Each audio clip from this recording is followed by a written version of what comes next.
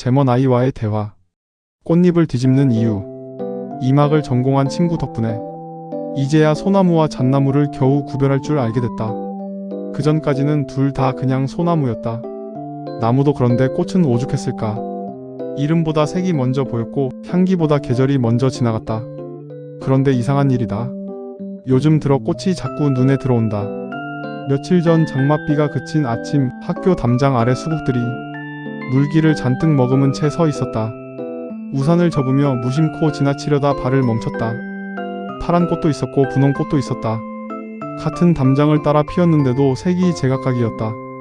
이유는 의외로 발밑에 있었다. 흙이었다. 산성 흙에서는 푸른빛을 띠고 알칼리성 흙에서는 분홍빛을 더한다. 꽃이 스스로 색을 고른 것이 아니었다. 뿌리를 내린 자리에서 조금씩 물들어갔을 뿐이다. 문득 써니하우스 옥상이 떠올랐다. 작년 횡성시장에서 눈처럼 하얀 수국 한 그루를 사와 써니하우스 옥상에 심었다. 막 피어난 꽃송이가 환해서 한참을 바라봤던 기억이 난다. 그런데 올해는 잎만 무성하다. 꽃은 끝내 피지 않았다. 몸살을 앓는 걸까?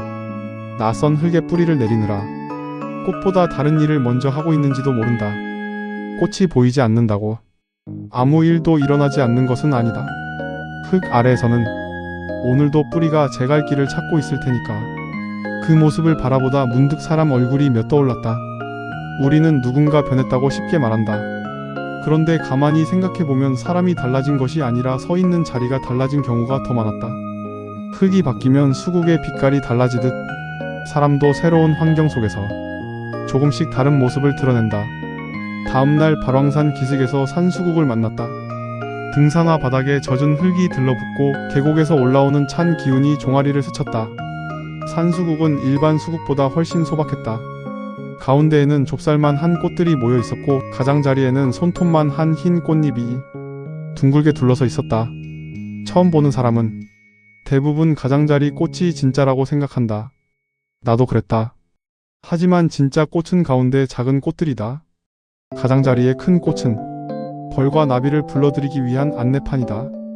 마트 천장에 매달린 행사장 표지처럼 멀리서 먼저 눈에 띈다. 그런데 산수국에는 더 놀라운 장면이 숨어 있다. 수정이 끝나면 헛꽃을 뒤집는다. 이제 이곳은 일이 끝났다는 신호다. 벌들도 더 이상 헛걸음을 하지 않는다. 말은 없다.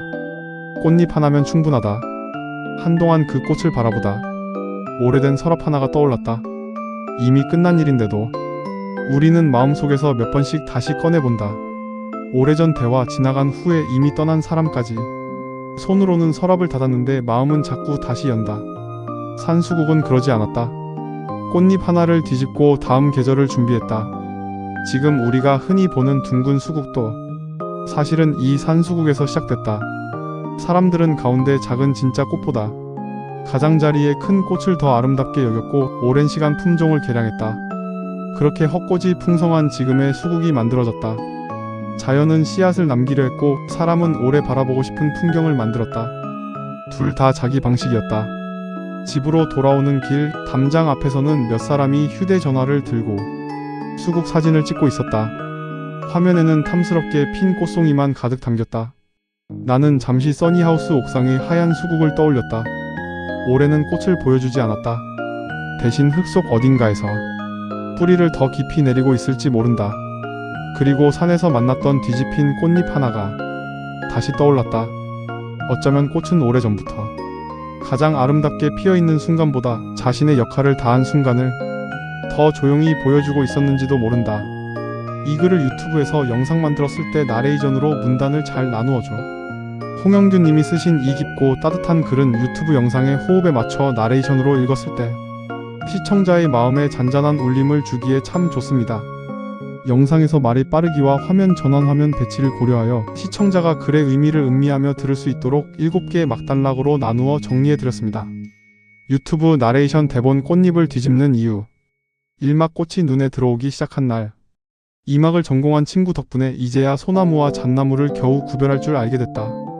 그전까지는 둘 다 그냥 소나무였다. 나무도 그런데 꽃은 오죽했을까. 이름보다 색이 먼저 보였고 향기보다 계절이 먼저 지나갔다. 그런데 이상한 일이다. 요즘 들어 꽃이 자꾸 눈에 들어온다. 며칠 전 장맛비가 그친 아침 학교 담장 아래 수국들이 물기를 잔뜩 머금은 채 서 있었다.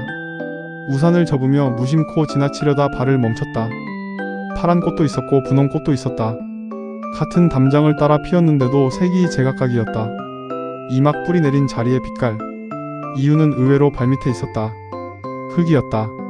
산성 흙에서는 푸른빛을 띠고 알칼리성 흙에서는 분홍빛을 더한다.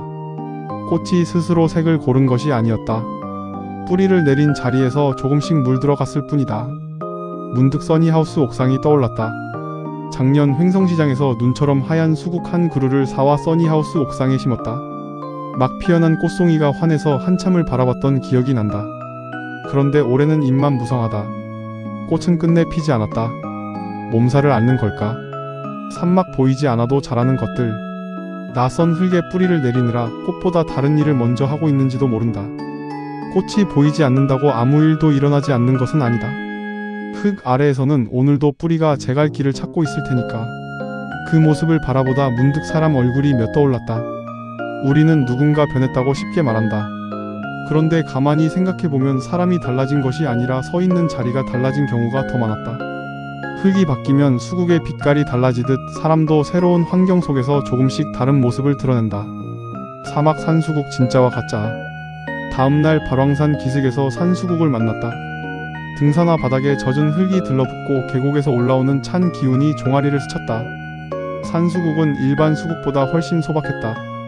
가운데에는 족살만 한 꽃들이 모여 있었고 가장자리에는 손톱만 한 흰 꽃잎이 둥글게 둘러서 있었다. 처음 보는 사람은 대부분 가장자리 꽃이 진짜라고 생각한다. 나도 그랬다. 하지만 진짜 꽃은 가운데 작은 꽃들이다. 가장자리의 큰 꽃은 벌과 나비를 불러들이기 위한 안내판이다. 마트 천장에 매달린 행사장 표지처럼 멀리서 먼저 눈에 띈다. 오막 꽃잎을 뒤집는 이유. 그런데 산수국에는 더 놀라운 장면이 숨어 있다. 수정이 끝나면 헛꽃을 뒤집는다. 이제 이곳은 일이 끝났다는 신호다. 벌들도 더 이상 헛걸음을 하지 않는다. 말은 없다. 꽃잎 하나면 충분하다. 한동안 그 꽃을 바라보다 오래된 서랍 하나가 떠올랐다. 이미 끝난 일인데도 우리는 마음속에서 몇 번씩 다시 꺼내본다. 오래전 대화, 지나간 후에 이미 떠난 사람까지. 손으로는 서랍을 닫았는데 마음은 자꾸 다시 연다. 육막 저마다의 방식. 산수국은 그러지 않았다. 꽃잎 하나를 뒤집고 다음 계절을 준비했다. 지금 우리가 흔히 보는 둥근 수국도 사실은 이 산수국에서 시작됐다. 사람들은 가운데 작은 진짜 꽃보다 가장자리에 큰 꽃을 더 아름답게 여겼고 오랜 시간 품종을 개량했다. 그렇게 헛꽃이 풍성한 지금의 수국이 만들어졌다. 자연은 씨앗을 남기려 했고 사람은 오래 바라보고 싶은 풍경을 만들었다.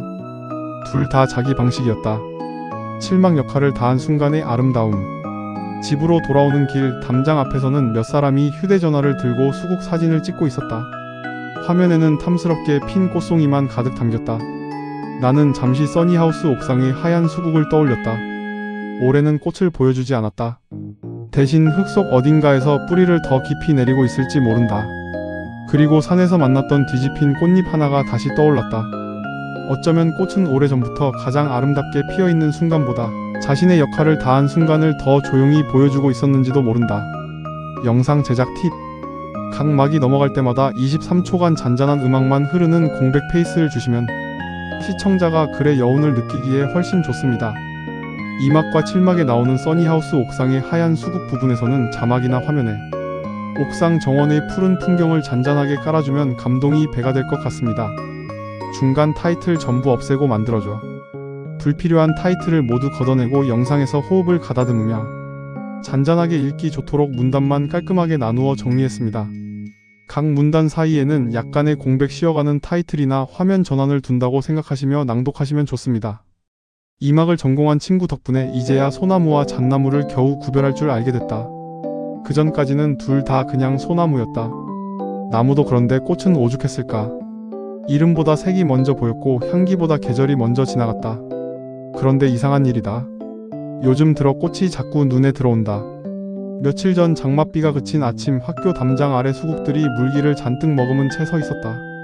우산을 접으며 무심코 지나치려다 발을 멈췄다. 파란 꽃도 있었고 분홍 꽃도 있었다. 같은 담장을 따라 피었는데도 색이 제각각이었다. 이유는 의외로 발밑에 있었다. 흙이었다. 산성 흙에서는 푸른빛을 띠고 알칼리성 흙에서는 분홍빛을 더한다. 꽃이 스스로 색을 고른 것이 아니었다. 뿌리를 내린 자리에서 조금씩 물들어갔을 뿐이다. 문득 써니하우스 옥상이 떠올랐다. 작년 횡성시장에서 눈처럼 하얀 수국 한 그루를 사와 써니하우스 옥상에 심었다. 막 피어난 꽃송이가 환해서 한참을 바라봤던 기억이 난다. 그런데 올해는 잎만 무성하다. 꽃은 끝내 피지 않았다. 몸살을 앓는 걸까? 낯선 흙에 뿌리를 내리느라 꽃보다 다른 일을 먼저 하고 있는지도 모른다. 꽃이 보이지 않는다고 아무 일도 일어나지 않는 것은 아니다. 흙 아래에서는 오늘도 뿌리가 제갈 길을 찾고 있을 테니까. 그 모습을 바라보다 문득 사람 얼굴이 몇 떠올랐다. 우리는 누군가 변했다고 쉽게 말한다. 그런데 가만히 생각해보면 사람이 달라진 것이 아니라 서 있는 자리가 달라진 경우가 더 많았다. 흙이 바뀌면 수국의 빛깔이 달라지듯 사람도 새로운 환경 속에서 조금씩 다른 모습을 드러낸다. 다음날 발왕산 기슭에서 산수국을 만났다.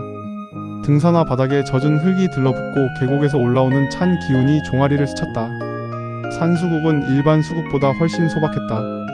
가운데에는 좁쌀만 한 꽃들이 모여 있었고 가장자리에는 손톱만 한 흰 꽃잎이 둥글게 둘러서 있었다. 처음 보는 사람은 대부분 가장자리 꽃이 진짜라고 생각한다. 나도 그랬다. 하지만 진짜 꽃은 가운데 작은 꽃들이다. 가장자리의 큰 꽃은 벌과 나비를 불러들이기 위한 안내판이다. 마트 천장에 매달린 행사장 표지처럼 멀리서 먼저 눈에 띈다. 그런데 산수국에는 더 놀라운 장면이 숨어 있다. 수정이 끝나면 헛꽃을 뒤집는다. 이제 이곳은 일이 끝났다는 신호다. 벌들도 더 이상 헛걸음을 하지 않는다. 말은 없다. 꽃잎 하나면 충분하다. 한동안 그 꽃을 바라보다 오래된 서랍 하나가 떠올랐다. 이미 끝난 일인데도 우리는 마음속에서 몇 번씩 다시 꺼내본다. 오래전 대화, 지나간 후에 이미 떠난 사람까지. 손으로는 서랍을 닫았는데 마음은 자꾸 다시 연다. 산수국은 그러지 않았다. 꽃잎 하나를 뒤집고 다음 계절을 준비했다. 지금 우리가 흔히 보는 둥근 수국도 사실은 이 산수국에서 시작됐다. 사람들은 가운데 작은 진짜 꽃보다 가장자리에 큰 꽃을 더 아름답게 여겼고 오랜 시간 품종을 개량했다. 그렇게 헛꽃이 풍성한 지금의 수국이 만들어졌다. 자연은 씨앗을 남기려 했고 사람은 오래 바라보고 싶은 풍경을 만들었다. 둘 다 자기 방식이었다. 집으로 돌아오는 길 담장 앞에서는 몇 사람이 휴대전화를 들고 수국 사진을 찍고 있었다. 화면에는 탐스럽게 핀 꽃송이만 가득 담겼다. 나는 잠시 써니하우스 옥상의 하얀 수국을 떠올렸다. 올해는 꽃을 보여주지 않았다. 대신 흙 속 어딘가에서 뿌리를 더 깊이 내리고 있을지 모른다. 그리고 산에서 만났던 뒤집힌 꽃잎 하나가 다시 떠올랐다. 어쩌면 꽃은 오래전부터 가장 아름답게 피어있는 순간보다 자신의 역할을 다한 순간을 더 조용히 보여주고 있었는지도 모른다. 제머나이는 AI이며 인물 등에 관한 정보 제공 시 실수를 할 수 있습니다. 개인정보 보호 및 제머나잇의 창에서 열기